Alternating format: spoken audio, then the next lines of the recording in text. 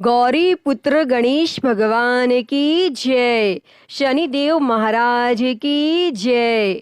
श्री शिवाय नमस्तुभ्यम।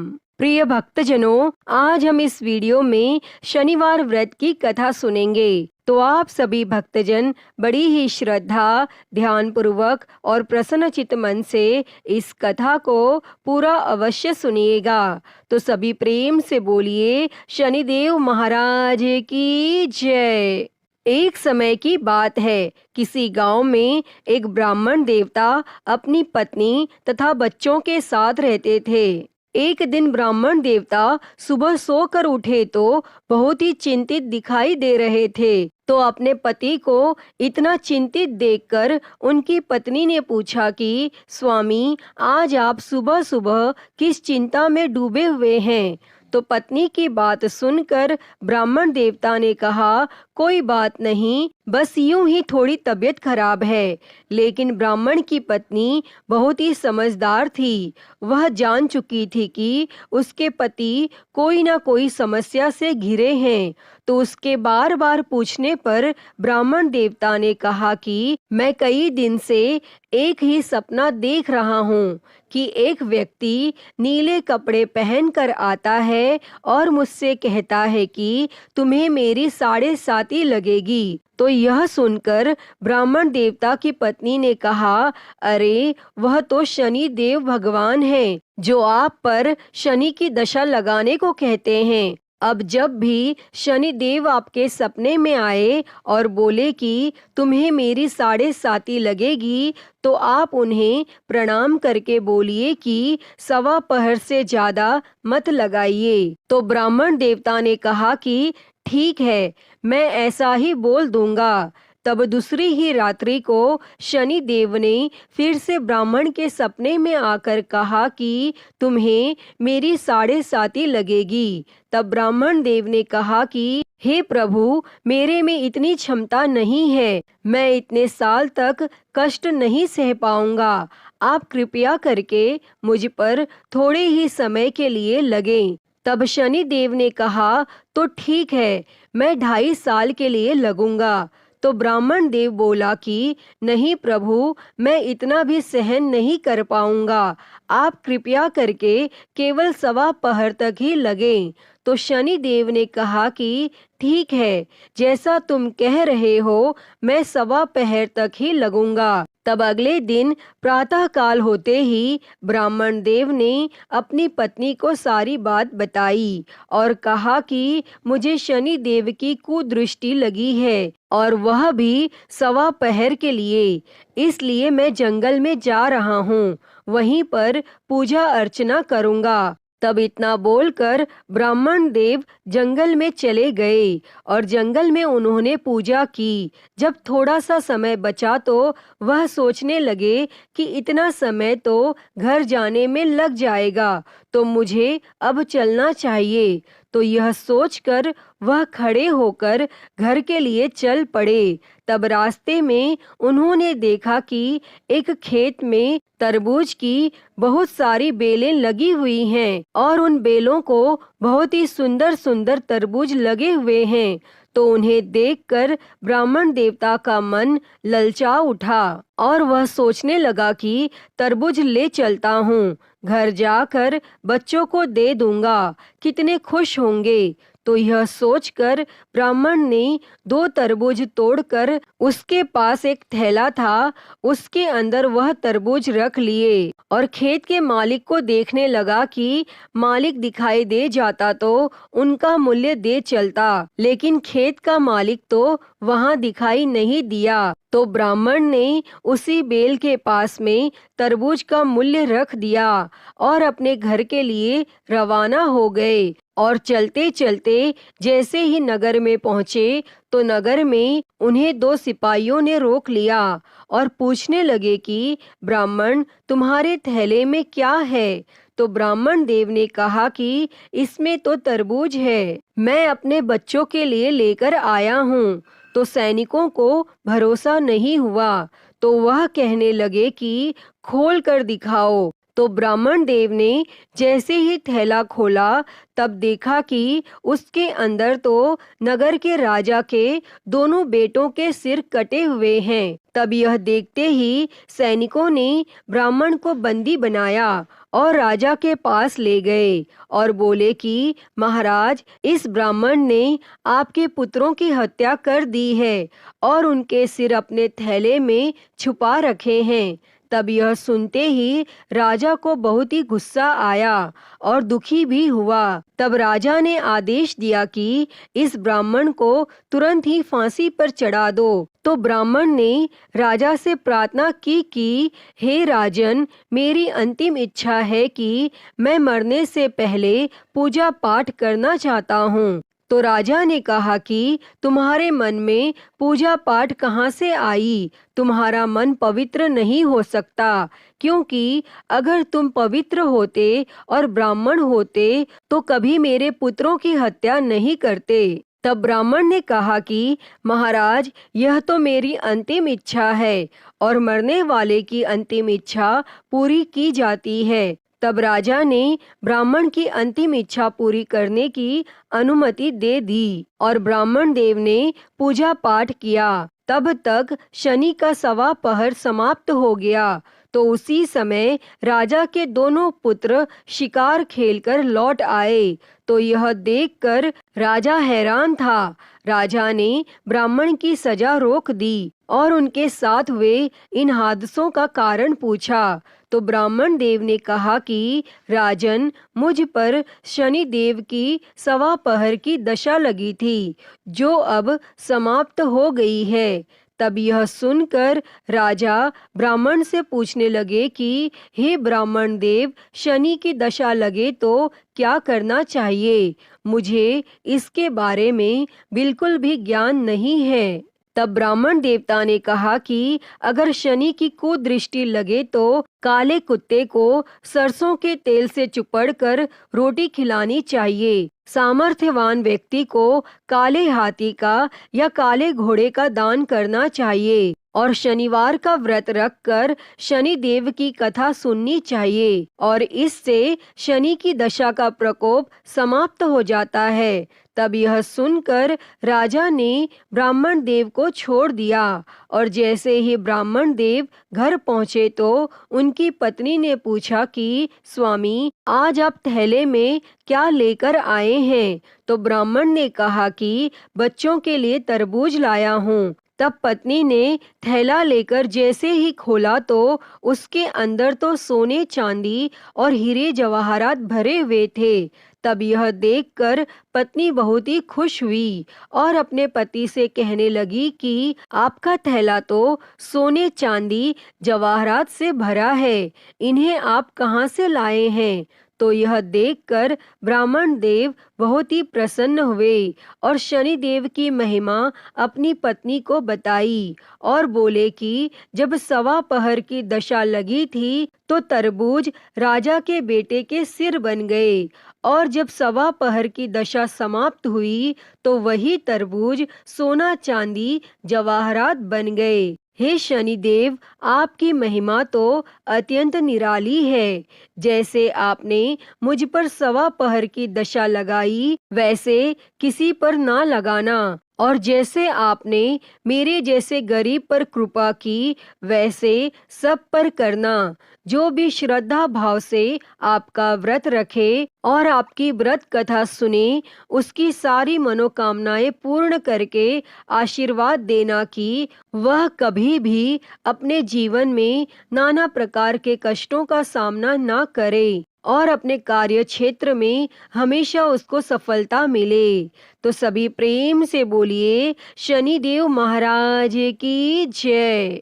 प्रिय भक्तजनों, आइए अब शनिदेव महाराज की अगली कहानी को सुनते हैं। एक बार एक राजा था। उसने अपने राज्य में घोषणा कर रखी थी कि दूर दूर से जो भी सौदागर बाजार में माल बेचने आए, अगर उनका माल नहीं बिकेगा तो राजा उसे स्वयं खरीद लेगा। और यह घोषणा सुनकर सौदागर प्रसन्न हो गए और जब भी किसी सौदागर का माल नहीं बिकता तो राजा के आदमी उसे उचित मूल्य देकर सारा सामान खरीद लेते थे। तब एक दिन एक लोहार लोहे की शनि देव की मूर्ति बनाकर लाया, परंतु शनि देव की मूर्ति का कोई भी खरीदार नहीं आया। और शाम के समय राजा के कर्मचारी आए और वह मूर्ति को राजा के पास लेकर गए। तब राजा ने उस मूर्ति को आदर के साथ महल में रखवा लिया। तब शनि देव के घर में आने से सभी देवी देवता राजा से नाराज हो गए। तब रात के अंधेरे में राजा ने एक तेजस्वी स्त्री को अपने घर से जाते देखा। तो राजा ने उससे पूछा, आप कौन हैं? तब वह बोली, मैं लक्ष्मी हूँ, तुम्हारे महलों में शनि का वास है, मैं यहाँ नहीं रह सकती। तब राजा ने उस स्त्री को नहीं रोका और कुछ समय बाद राजा ने एक देव पुरुष को घर से जाते देखा और उससे पूछा, आप कौन हैं? तो वह देव पुरुष बोला, मैं वैभव हूँ, मैं सदा लक्ष्मी के साथ रहता हूँ, जब लक्ष्मी ही नहीं तो मैं यहाँ कैसे रह सकता हूँ। और राजा ने उसे भी नहीं रोका और वह भी चला गया। और इसी प्रकार धीरे धीरे धर्म, धैर्य, क्षमा आदि सभी गुण एक एक करके चले गए और राजा ने किसी को भी रुकने के लिए नहीं कहा। लेकिन अंत में जब सत्य जाने लगा तब राजा के पूछने पर उसने कहा, जहाँ लक्ष्मी, वैभव, धर्म, धैर्य और क्षमा का वास नहीं तो मैं यहाँ क्या करूँगा। अब राजा सत्यदेव के पैरों में गिर पड़ा और बोला, महाराज आप कैसे जा सकते हैं? आप ही के बल पर मैंने लक्ष्मी, वैभव, धैर्य, धर्म आदि सभी का तिरस्कार किया है, मैं आपको नहीं छोड़ूंगा। तब राजा का इतना आग्रह देखकर सत्य वहां रुक गया और महल के बाहर सभी देवी देवता सत्य की राह देख रहे थे। और उसे न आता हुआ देखकर धर्म बोला, मैं सत्य के बिना नहीं रह सकता, मैं वापस जा रहा हूँ। और धर्म के पीछे पीछे क्षमा, वैभव, लक्ष्मी सभी लौट आए तथा राजा से कहने लगे, तुम्हारे सत्य प्रेम के कारण ही हमें यहाँ वापस लौटना पड़ा है। तुम जैसा राजा दुखी नहीं रह सकता। सत्य प्रेम के कारण लक्ष्मी तथा शनि एक साथ रहने लगे। तो बोलिए, सत्य भगवान की जय। हे प्रभु, जैसे आपने राजा पर कृपा की वैसे ही सब पर करना। कहानी अधूरी हो तो पूरी करना, पूरी हो तो मान करना। तो सभी प्रेम से बोलिए, शनिदेव महाराज की जय। प्रिय भक्तजनों, आइए अब शनिवार व्रत की अगली कथा को सुनते हैं।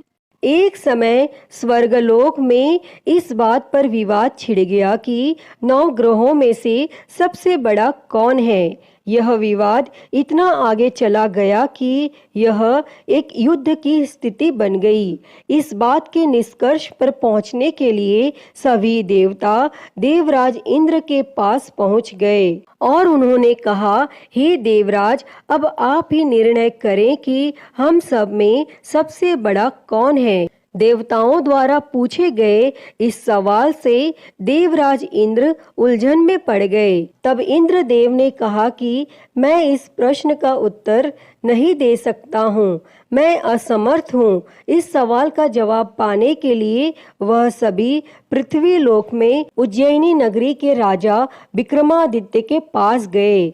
तब राजा विक्रमादित्य के महल पहुंचकर सभी देवताओं ने प्रश्न किया। इस पर राजा विक्रमादित्य भी असमंजस में पड़ गए।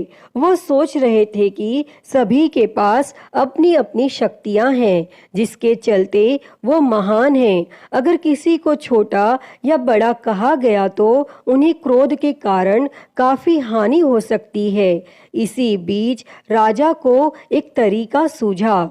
उन्होंने 9 तरह की धातु बनवाई जिसमें स्वर्ण, रजत, कांसा, ताम्र, सीसा, रांगा, जस्ता, अभ्रक वह लोहे शामिल थे। तब राजा ने सभी धातुओं को एक एक आसन के पीछे रख दिया और इसके बाद उन्होंने सभी देवताओं को सिंहासन पर बैठने के लिए कहा। तब धातुओं के गुणों के अनुसार सभी आसनों को एक दूसरे के पीछे रखवा कर उन्होंने देवताओं को अपने अपने सिंहासन पर बैठने को कहा। और जब सभी देवताओं ने अपना अपना आसन ग्रहण कर लिया, तब राजा विक्रमादित्य ने कहा, इस बात का निर्णय हो चुका है, जो सबसे पहले सिंहासन पर बैठा है वही बड़ा है। यह देखकर शनि देवता बहुत नाराज हुए। उन्होंने कहा, राजा विक्रमादित्य, यह मेरा अपमान है। तुमने मुझे सबसे पीछे बिठाया है। मैं तुम्हारा विनाश कर दूंगा। तुम मेरी शक्तियों को नहीं जानते हो। तब शनि देव ने कहा, एक राशि पर सूर्य 1 महीने, चंद्रमा 2.25 महीने, मंगल 1.5 महीने, बुध और शुक्र 1 महीने, बृहस्पति 13 महीने रहते हैं, लेकिन मैं किसी भी राशि पर 7.5 वर्ष रहता हूँ। मैंने अपने प्रकोप से बड़े बड़े देवताओं को पीड़ित किया है। वो मेरा ही प्रकोप था कि भगवान राम को वन में जाकर रहना पड़ा था, क्योंकि उन पर 7.5 थी, और रावण की मृत्यु भी इसी कारण हुई। अब तू भी मेरे प्रकोप से नहीं बच पाएगा। और शनि देव ने बेहद क्रोध में वहां से विदा ली और वहीं बाकी देवता खुशी खुशी वहां से चले गए। इसके बाद सब कुछ सामान्य ही चलता रहा। राजा विक्रमादित्य पहले की ही तरह न्याय करते रहे। दिन ऐसे ही बीतते रहे, लेकिन शनि देव अपना अपमान नहीं भूले। एक दिन शनि देव बदला लेने के लिए घोड़े के व्यापारी के रूप में राज्य पहुंचे। जब राजा विक्रमादित्य को इस बात का पता चला तो उन्होंने अपने अश्वपाल को कुछ घोड़े खरीदने के लिए भेजा। जब अश्वपाल लौट आया और राजा को बताया कि घोड़े बेहद कीमती हैं, तब राजा ने खुद जाकर एक सुंदर और शक्तिशाली घोड़ा पसंद किया और उसकी चाल देखने के लिए घोड़े पर सवार हो गए। जैसे ही राजा विक्रमादित्य घोड़े पर बैठे, वैसे ही घोड़ा बिजली की रफ्तार में दौड़ पड़ा। घोड़ा राजा को एक जंगल ले गया और वहां जाकर राजा को नीचे गिरा दिया और फिर कहीं वह गायब हो गया। तब राज्य का रास्ता ढूंढने के लिए राजा जंगल में भटकने लगा, लेकिन उसे कोई रास्ता नहीं मिला। और कुछ समय बाद उसे एक चरवाहा मिला और भूख प्यास से परेशान उस राजा ने चरवाहे से पानी मांगा। चरवाहे ने उसे पानी दिया और राजा ने उसे अपनी एक अंगूठी दे दी। तब रास्ता पूछकर राजा जंगल से निकल गया और पास में ही मौजूद एक नगर में पहुंच गया और एक सेठ की दुकान पर राजा ने कुछ आराम के लिए रुका और वहां सेठ से बातचीत करते हुए उसने बताया कि वह उज्जैनी नगरी से आया है। तब राजा कुछ देर तक उस दुकान पर बैठा। जितनी देर वो वहां बैठा, सेठ जी की काफी बिक्री हो गई। तब सेठ ने खुद को बहुत भाग्यवान समझा और सेठ ने राजा को अपने घर खाने पर आमंत्रित किया और सेठ के घर में एक खूंटी पर सोने का हार लटका था और उसी कमरे में वह राजा को छोड़कर चला गया और कुछ समय बाद खूंटी उस सोने के हार को निगल गई। तब सेठ ने विक्रमादित्य से वापस आकर पूछा कि उसका हार कहाँ है। तब राजा ने उसे हार गायब होने की बात बताई। इस पर सेठ ने क्रोधित होकर चोरी करने के अपराध में विक्रमादित्य के हाथ पांव काटने का आदेश दे दिया। तब राजा विक्रमादित्य के हाथ पांव काटकर उसे नगर की सड़क पर छोड़ दिया गया। फिर कुछ समय बाद विक्रमादित्य को एक तेली अपने साथ ले गया। तेली ने उसे अपने कोल्हू पर बैठा दिया। वह पूरा दिन बैलों को आवाज देकर हाँकता था और विक्रमादित्य का जीवन इसी तरह यापन होता रहा और उस पर शनि की 7.5 थी, जिसके खत्म होने पर वर्षा ऋतु शुरू हुई। एक दिन राजा मेघ मल्हार गा रहा था।